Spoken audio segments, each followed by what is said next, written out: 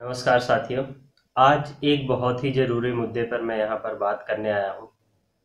मुद्दा है स्टूडेंट और उनकी परीक्षा।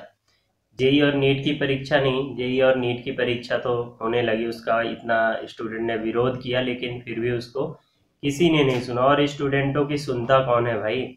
ये जो सरकारें हैं ये स्टूडेंटों की सुनती नहीं है। लेकिन मैं आपको बता दूं कि अब इनको सुनना पड़ेगा। अब इनको सुनना पड़ेगा स्टूडेंटों की।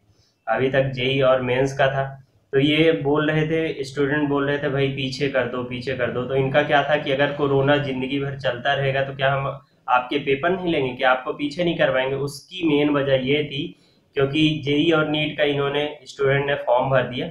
उसके बाद जब वो पास कर लेंगे, एग्जाम रिजल्ट आ जाएगा, तो उसके बाद एडमिशन होगा। और एडमिशन में जेई और नीट जो डॉक्टर और इंजीनियर बनते हैं उनसे इतनी मोटी मोटी रकम लेनी है इनको, इसलिए ये पेपर हो रहा है। वहीं पर आप देख लीजिए कि एसएससी और रेलवे की परीक्षा, जिसमें रेलवे एनटीपीसी और रेलवे ग्रुप डी और एसएससी, जिनमें एक एक लाख नौकरियां निकाली थी इन्होंने। पता नहीं वो नौकरियां थी या नहीं थी, लेकिन वो जो नोटिफिकेशन आया था, जो फॉर्म था, तो वो 2019 में मार्च के महीने में भरा गया था और आप सबको पता है अप्रैल में चुनाव था। तो उसके लिए इन्होंने, जुमला सरकार ने उसके पहले निकाल दी कि जो है भैया आपकी रेलवे एनटीपीसी में ग्रेजुएट लेवल में आपको 1 लाख नौकरियां दे रहे हैं, और वही उसी तरह ग्रुप डी में भी आपको लगभग एक लाख नौकरियां दे रहे हैं। तो 1 लाख नौकरियों के पीछे 5-5 करोड़ लोगों ने फॉर्म भरे। अब एक 5 करोड़ उसमें, 5 करोड़ उसमें, तो 10 करोड़ लोगों ने फॉर्म भर दिए। अब इनका कहना क्या है कि भैया हमें वेंडर ही नहीं मिल रहे हैं। आप जेई और नीट की परीक्षा करवा सकते हो, उसके लिए आपको वेंडर मिल रहे हैं, उसके लिए आप परीक्षाएं हो रही।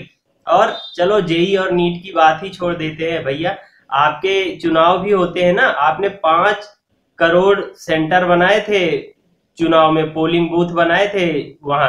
वहां तो कोई आपको प्राइवेट नहीं लेना पड़े। आपको क्यों प्राइवेट लेने की जरूरत पड़ रही? क्या आपने जो पोलिंग करवाया था किसी प्राइवेट वेंडर को ढूंढ के करवाया था ना? तो इसी तरह लगवा दीजिए, यहाँ पर हो जाएगा उसका भी एग्जाम। लेकिन वो एग्जाम आप क्यों कराएंगे? पता है, क्योंकि जब पेपर होंगे, एग्जाम होंगे, उसका रिजल्ट आएगा, तो जो लोग भी सिलेक्टेड होंगे तो उनको आपको नौकरी देनी पड़ेगी। फिर नौकरी के लिए अगर नहीं देंगे तो नौकरी के लिए हंगामा होगा, और आप जब नौकरी दे देंगे तो उनको पैसा देना पड़ेगा। और आप चाह रहे हैं कि रेलवे वाले तो भूल ही जाएं, क्योंकि सब कुछ हो रहा है देखो भैया प्राइवेट। अब प्राइवेट हो जाएगा तो आपको नौकरी मिलनी नहीं है, और मिलेगी भी तो 2-4 लोगों को नौकरी मिलेगी, क्योंकि जो प्राइवेट ठेके पे लेगा उसको तो वो रेलवे कर्मचारी, मतलब जो ट्रेन चलाते हैं और जो टीसी होते हैं उनको छोड़ के जो स्टाफ है वो तो अपना रखेगा भैया। क्योंकि किसी को अगर 10,000 रुपए में काम करने वाला मिलेगा, तो जो आपको 50,000 रुपए की नौकरी मिलती है रेलवे में, वो क्यों रखेगा? तो इसलिए रेलवे वाले तो भूल ही जाए। तो कम से कम आप नई वैकेंसी नहीं ला सकते। आपका तो जुमला था कि भैया हम 2 करोड़ नौकरियां देंगे, 2 करोड़ नौकरियां देंगे। तो कहाँ गई वो नौकरियां? अरे 2 करोड़ नौकरियां, आपको ये बोलना चाहिए था भैया हम 2 करोड़ नौकरियां देंगे नहीं, 2 करोड़ नौकरियां लेंगे। आपने ले ली। अभी कोरोना के चलते इस महीने का डेटा आया है कि 50 लाख लोगों की नौकरियां गई खाली इस महीने। तो वो भी ऑन द रिकॉर्ड, जितने लोगों के रिकॉर्ड में थे जिनका ईएफ पीएफ कटता था, केवल उन लोगों की बात हो रही भाई। उनकी बात नहीं हो रही जो बेचारे मजदूर थे, किसी के यहाँ 10,000 20,000 की नौकरी करते, तो उनकी तो बात ही छोड़ दो, उनकी कोई बात ही नहीं करता, उनकी कोई जमाना सुनता भी नहीं।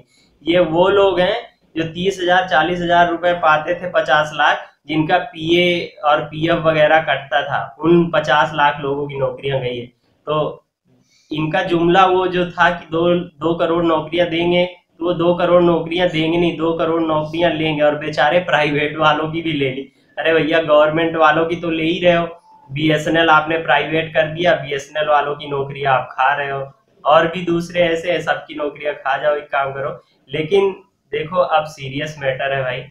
अभी तक आपने सुना नहीं सुना, लेकिन अब आप स्टूडेंट के साथ कर रहे हो खिलवाड़। अभी आपने देखा कि अभी आपने मन की बात करी थी, लोगों ने ऐसे जुतियाया है आपको, ऐसे जुतियाया है आपको कि आप सोच ही नहीं सकते कि क्या।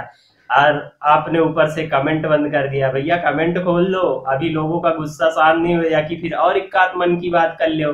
अभी आपका पेट नहीं भरा होगा, और जो बेचारे युवा हैं जो पढ़ने लिखने वाले हैं उनका भी अभी मन नहीं भरा, उनका भी अभी पेट नहीं भरा। तो एक बार और मन की बात करो और जुतिया लो। और मैं पूछता हूँ इन महामूर्खों से, मन की बात ही करते हो तो कभी जीएसटी पे भी कर लो, कभी बेरोजगारी पे कर लो, कभी शिक्षा पे कर लो।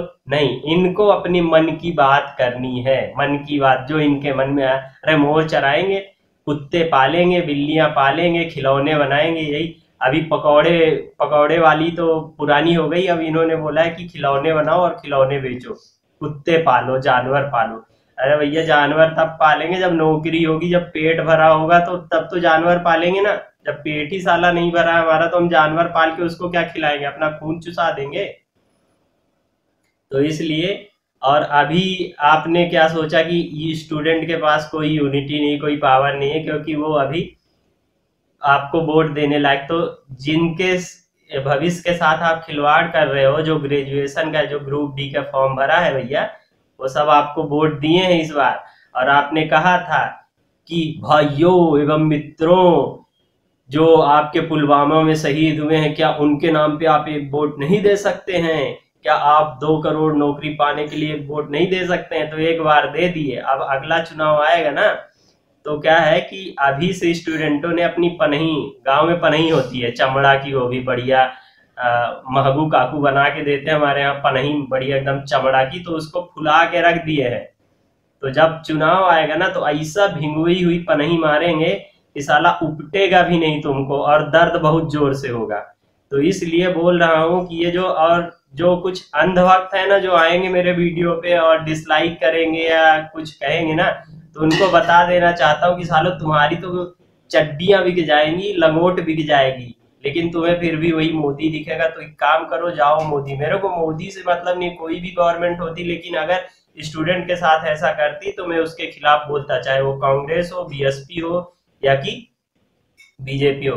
देखो यार, ये बहुत सीरियस मैटर है, लोगों को समझ में नहीं आ रही चीजें। लेकिन अमित शाह ने कहा था ना कि आप क्रोनोलॉजी समझिए, तो ये क्रोनोलॉजी कि भैया पहले क्या है, चुनाव की घोषणा करो, फिर उसके पहले आप जो है तो थोड़ी वैकेंसी निकाल दो, उसमें फॉर्म भरा लो, अच्छा खासा पैसा इनके पास इकट्ठा हो गया, करोड़ों अरबों रुपए पैसे इकट्ठा हो गया, उस पर इन्होंने लड़ लिया चुनाव। अब जब चुनाव लड़ लिया, इनकी सरकार बन गई, फिर भूल गए कौन सा पेपर, कौन सी वो, और याद भी है तो भैया हमें वेंडर नहीं मिल रहा, हम परीक्षा नहीं करवा पाएंगे। तो ये जो पूरी क्रोनोलॉजी है ना, वो समझिए आप बीजेपी की और किसी भी सरकार की, आप केवल पैसे देने के लिए।